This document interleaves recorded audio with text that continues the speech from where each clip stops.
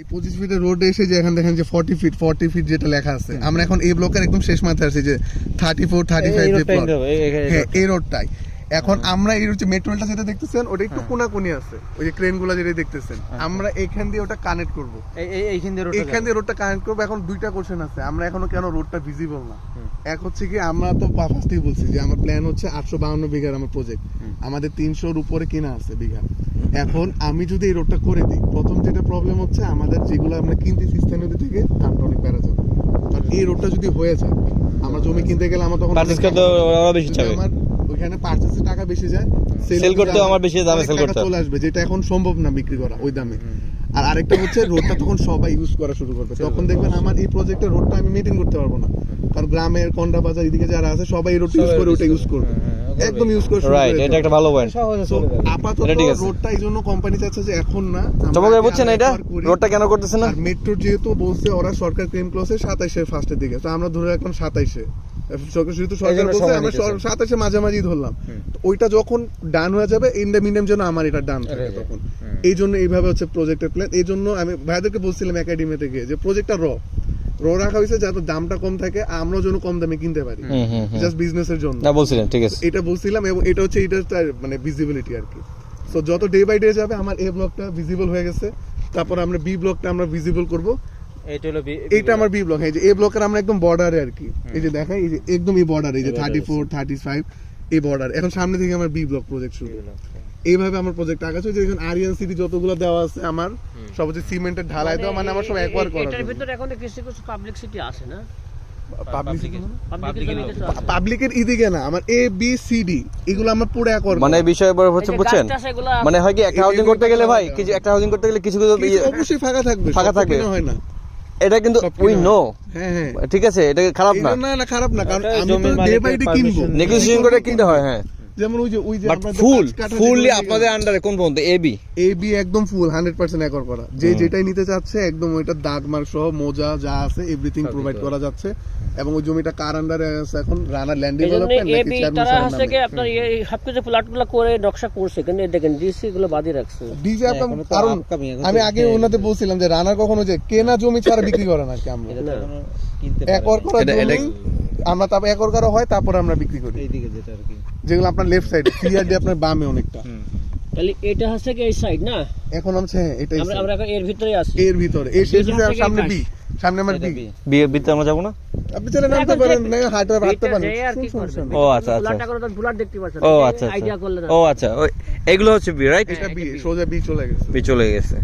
এদিকে হচ্ছে এই যে আমি বলছিলাম যেটা সাভার ব্যাংক টাউন এদিকে, আর নাইমে আমি কোন দিকে আসবো, ব্যাংক টাউনের সাথে একটা রোড এদিকে যতটুকু জানি আমি, যেটা হচ্ছে আপনার আমি দেখাই।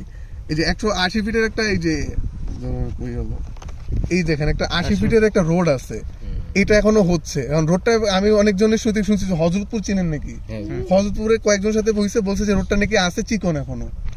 আপনি দেখেন একটু ওই সাইডে, এই সাইডে কিন্তু হযরতপুর না হেমায়তপুরের পরে, হ্যাঁ হেমায়তপুরের পরে। আচ্ছা, ওনারা বলছে অনেক পরে হেমায়তপুর, যদি আমি পার্সোনালি এখনো যাইনি, তো আপনারা যদি চান একটু একর মানে দেখতে পারেন ব্যাপারটা ইনকোয়ারি করে। সো এই রোডটা হচ্ছে কি আমার সোজা এই দিক দিয়ে ব্যাংক টাউন ওগুলা কানেক্ট করবে, বাট আমার মেইন কানেক্ট হচ্ছে ঢাকা আরিচা হাইওয়ের সাথে আপাতত। আর প্রজেক্ট যেহেতু আরো বড় হচ্ছে, তো আর আশেপাশে আরো রোড কানেক্ট করবে, যেহেতু যারা ওই দিক দিয়ে আসতেছে মোহাম্মদপুর মিরপুর, তাদের জন্য আমার মেইনটা হচ্ছে এই মেট্রো রেল, এই রোডটা দিয়ে আমরা কানেক্ট করতেছি। আপনার প্রজেক্টে চারপাশ থেকে রাজুকের মানে গভর্নমেন্টের রোড আছে, তো এটা হচ্ছে একটা প্লাস পয়েন্ট। যতদিকে গভর্নমেন্টের রোড থাকবে, গভর্নমেন্টের হাত আছে, আর এটা যদি আমরা সবকিছু ঠিক থাকে এটা দেখা যাবে আর কি, বুঝছেন?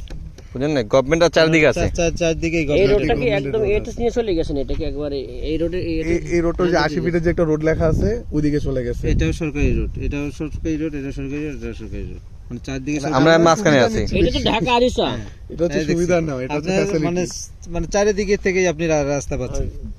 হয় এটা ঢাকা আরিচা হাইওয়ে রোড, এটা বামেরটা আপনার বামের সব ঠিক থাকলে র হিসেবে নেওয়াই ভালো। এখানে যে কোনো জায়গায় থাকেন আপনি সব দিকেই যেতে পারবেন। আচ্ছা, আমরা যে আরেকটা বলছিলাম বরাদ্দপত্র দিয়ে, কিন্তু মানে আপনার পাওয়ার হিসেবে যারা নিচ্ছে কিস্তিতে আর মানে একটা টাইমে যেটা হোক বরাদ্দপত্র দেওয়া, যেটাকে বলে অ্যালটমেন্ট পেপার, আমি এই জায়গায় পাবো এটা কনফার্মেশন। জমিটা যেই দাগমার্ক, তারপর এখানে যে ব্লক আর রোড আছে এই জমিটা রানার কোম্পানি রানা গ্রুপ থেকে আপনার নামে বরাদ্দ করা হয়েছে, এখানে চেঞ্জ হবে না, চেঞ্জ হবে না, এবং ওই বরাদ্দ কিন্তু একটা পাওয়ার, এটা আপনি ক্লেম করার মতো একটা পাওয়ার। এটা আমরা খোঁজ নিব, সমস্যা নাই। হ্যাঁ, এটা আর একটা বিষয় হলো অনেক কোম্পানি যেটা হয় যে আমি কিনেছি এই জায়গায়, আমাকে কোম্পানি বলে ক্লেম করেছে যে আপনার জায়গায় জায়গা, সেক্ষেত্রে ভাই আমি তো এটা দিতে পারলাম না, সরি ভাই, মানে দেখায় আপনি কাইন্ডলি ওখানে নেন, ওই নদীর পাড়ে নেন।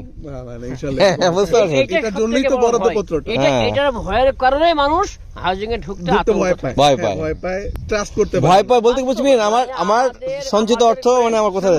আমাদের স্কুলে এক টিচার, সে জমি কিনছিল আমরা হাউজিং এ, সে আজও পর্যন্ত আর পালেই না, তা দেয়নি তারা। এখানে আরেকটা বিষয় বলি, জমি কেনার ব্যাপারে তো ল্যান্ড অবশ্যই আছে, আরেকটা হচ্ছে যে কোম্পানি বা ম্যানেজমেন্ট নিচ্ছেন, ওই ম্যানেজমেন্টটা কি রকম ওইটা আপনাকে দেখা লাগবে। আপনাদের রানারদের আমরা চিনি, রানার এখন 12 বছর আগে কিনছে, সো রানারকে আই থিংক সবাই ট্রাস্ট করে বাংলাদেশে। 12 বছর আগে 12 লাখ টাকা দিয়ে কিনছে। আশা করি এই ব্যাড ইফেক্ট আপনি ওই মেইন কোম্পানিতে ফেলবেন না। না মেইন আমাদের রানার গ্রুপেরই জাস্ট অনেকগুলো এসবি থাকে, সাব ব্রাঞ্চ থাকে একটা। বসলে কুতুব শাহ কিছুদিন সেই আমাদের এদিকে চাপ, সামনে আপনি যে একটু নাম কিনলাম দেবেন।